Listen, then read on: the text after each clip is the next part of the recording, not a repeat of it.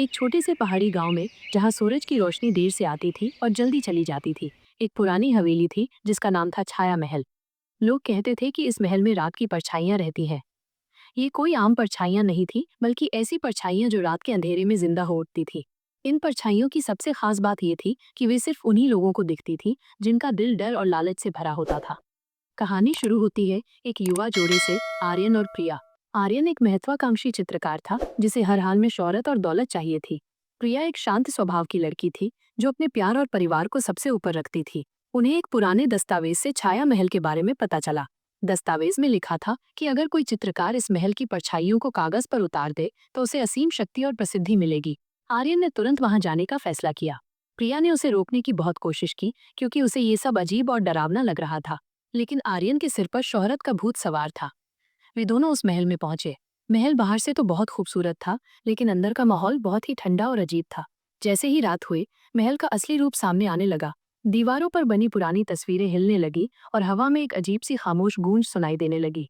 आर्यन ने अपना कैनवस और ब्रश निकाला और रात की परछाइयों को चित्रित करने की तैयारी करने लगा। प्रिया बहुत डरी हुई थी। उसने आर्यन से कहा, चलो हम यहाँ से चलते हैं, मुझे ये जगह सही नहीं लग रही है। लेकिन आर्यन ने उसकी बात नहीं सुनी। आधी रात को जब चांद की रोशनी भी बादलों में छिप गई तो महल में अजीब सी हलचल होने लगी। दीवारों पर अजीब सी आकृतियां बनने लगी। ये आकृतियां कभी बच्चों जैसी दिखती, कभी बूढ़ों जैसी और कभी अजीब से जानवरों जैसी। ये सब परछाइयां थीं जो सांस ले रही थीं।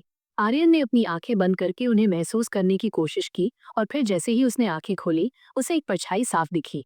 वो परछाई एक बूढ़ी औरत की थी जिसकी आंखें पूरी तरह काली थीं। आर्यन ने बिना डरे उसे चित्रित करना शुरू कर दिया। जैसे जैसे आर्यन परछाई को चित्रित करता गया, उसकी आंखें लाल होने लगी और उसके हाथ कांपने लगे। उसे ऐसा लग रहा था जैसे कोई उसे अंदर से खींच रहा हो। उसने महसूस किया कि उसकी परछाई भी अब उससे दूर जा रही है। प्रिया ने जब ये देखा तो वो डर गई। उसने आर्यन को खींचकर रोकने की कोशिश की, लेकिन आर्यन अपनी जगह से टस से मस नहीं हुआ। अगली परछाई एक बच्चे की थी जो हंस रहा था, लेकिन उसकी हंसी भयानक थी। जब आर्यन ने उसे चित्रित किया तो उसे ऐसा लगा जैसे वो खुद एक छोटा बच्चा बन गया हो और कोई उसे दीवारों के अंदर खींच रहा हो। प्रिया ने देखा कि आर्यन की परछाई अब पूरी तरह गायब हो चुकी थी। उसने आर्यन को छूने की कोशिश की, लेकिन उसका हाथ आर्यन के शरीर के आर पार चला गया, जैसे वो भी एक परछाई बन चुका हो। प्रिया रोने लगी। आर्यन, तुम क्या कर रहे हो? तुम खुद को खो रहे हो। आर्यन ने एक अजीब सी आवाज में कहा, मैं अब और शक्तिशाली बन रहा हूँ। मैं अमर हो जाऊंगा। उसने अगली परछाई, जो एक सुंदर लड़की की थी, उसे चित्रित करना शुरू किया। उस परछाई को बनाते ही आर्यन का शरीर धुंधला होने लगा। प्रिया समझ गई कि अगर उसने कुछ नहीं किया तो वो अपने प्यार को हमेशा के लिए खो देगी। प्रिया ने हिम्मत जुटाई और अपनी आंखें बंद करके अपने दिल से कहा कि वो डर को बाहर निकाल देगी। उसने अपने प्यार की शक्ति को महसूस किया और अपनी मुट्ठी में बंद कर लिया। फिर उसने अपने दिल से प्रार्थना की और अपनी आंखों को खोला। जब उसने आंखें खोली तो उसे एक भी परछाई नहीं दिखी। उसने देखा कि आर्यन का शरीर और भी ज्यादा धुंधला हो रहा था।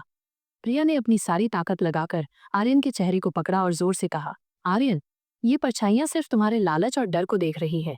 तुम इन परछाइयों को अपनी आंखें बंद करके देखो, तुम्हारा डर खत्म हो जाएगा। आर्यन ने प्रिया की बात सुनी। उसने अपनी आंखें बंद की और अपने दिल में डर और लालच की जगह सिर्फ प्रिया के प्यार को महसूस करने लगा। जैसे ही उसने ये किया, महल की दीवारों पर बनी परछाइयां गायब होने लगी। उसने आंखें खोली। दीवारों पर अब कोई परछाई नहीं थी, सिर्फ उसके बनाए हुए चित्र थे। आर्यन ने अपनी कैनवस को देखा। वहां सिर्फ भयानक चेहरे और डरावनी आकृतियां बनी थी, जिन्हें देखकर वो खुद भी डर गया। उसे अपनी गलती का एहसास हुआ। उसने प्रिया को गले लगाया और कहा, तुम्हारा प्यार ही मेरी असली शक्ति है, मुझे माफ कर दो। वे दोनों तुरंत उस महल से बाहर निकल गए। जैसे ही वे बाहर आए, सूरज की पहली किरणें बाहर आ चुकी थीं। सूरज की रोशनी में महल की परछाइयां पूरी तरह गायब हो चुकी थीं। आर्यन ने उस दिन से पेंटिंग छोड़ दी और प्रिया के साथ एक नया जीवन शुरू किया। उन्हें समझ आ गया था कि असली शोहरत और दौलत पैसे और नाम में नहीं, बल्कि सच्ची प्यार और सुकून में होती है। और छाया महल आज भी रात में अपनी परछाइयों के साथ उन्हीं लोगों का इंतजार करता है जिनके दिल में लालच और डर का अंधेरा हो। आर्यन और प्रिया की कहानी के खत्म होने के 10 साल बाद उस पहाड़ी गांव में एक नया परिवार रहने आया। ये परिवार था नमन और मेघा का। नमन एक इतिहासकार था जिसकी दिलचस्पी पुरानी और रहस्यमयी जगहों को खोजने में थी। उसे अपनी रिसर्च के दौरान छाया महल के बारे में पता चला। पिछली कहानी से अनजान नमन उस महल के अंधेरे रहस्यों को सुलझाने के लिए उत्साहित था। उसने वहां एक रात रुकने का फैसला किया, ये सोचकर कि ये उसके शोध के लिए एक सुनहरा मौका होगा। मेघा ने उसे रोकने की बहुत कोशिश की। नमन, इन पुरानी जगहों के अपने रहस्य होते हैं, तुम बिना सोचे समझे वहां मत जाओ, उसने कहा। लेकिन नमन ने उसकी बात को हल्के में लिया। ये सब सिर्फ किंवदंतियां हैं मेघा। मैं कोई चित्रकार नहीं हूँ जो परछाइयों से डर जाऊंगा। मैं सिर्फ इतिहासकार हूँ जो तथ्यों को उजागर करता है।